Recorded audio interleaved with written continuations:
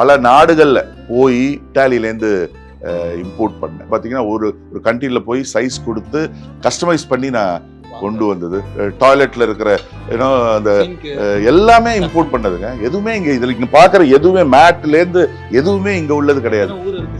இங்க 10-15 கண்ட்ரிஸ் இருக்கு. ஆமா ஆமா ஆமா. ஒரு எக்ஸால எடுத்த வந்து எங்க கொண்டு வந்து வச்சிருக்கேன் பாருங்க.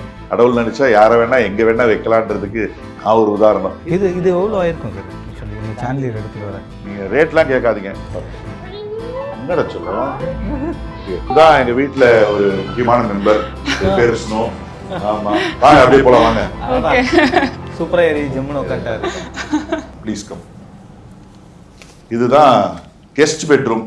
வீட்டுக்கு கெஸ்ட் யாரா வந்தா தங்குற இடம். இது எல்லாமே இட்டாலியில பர்ச்சேஸ் பண்ண லைட்ஸ், கம்ப்ளீட்டா இட்டாலியில வாங்கின லைட்ஸ். உங்க டீ ரெடி ஆயிடுச்சு. 4-5 வாட்டி வைஃப் கூப்பிட்டுட்டாங்க.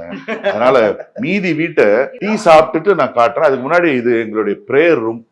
எல்லா என்னுடைய பிரான்ச்சஸ் 25 பிரான்ச்சஸ்லயும் 20 பிரான்ச்சஸ்ல பிரேயர் ரூம் இருக்கு. 5 பிரான்ச்ல பிரேயர் ரூம் இருக்கிறதுக்கு இடம் இல்ல. இதுதான் சாட் ரூம். வைஃப் வந்து அவங்க சிஸ்டர்ஸ் மதர்லாம் வந்தாங்கன்னா உட்காந்து கதை அடிக்கிற ரூம். குக்கிங் ஆயிட்டு இருக்கும், இங்க உட்காந்து கதை பேசிட்டு இருப்பாங்க. டேஞ்சரஸ் பிளேஸ் இது. ஆமா ஆமா, வெரி டேஞ்சரஸ் பிளேஸ். பிரேக்ஃபாஸ்ட் எல்லாம் கிச்சன்லயே நாங்க சாப்பிட்டுருவோம். ஆமா, லஞ்ச் மட்டும் டைனிங்ல சாப்பிடுவோம். பிரேக்ஃபாஸ்ட் சுட சுட கொடுத்துக்கிட்டே இருப்பாங்க. இந்த ஊர் வந்து கண்ணூர் டிஸ்ட்ரிக்ட்ன்றதுனால பலகாரங்களுக்கு ரொம்ப பேர் போனது.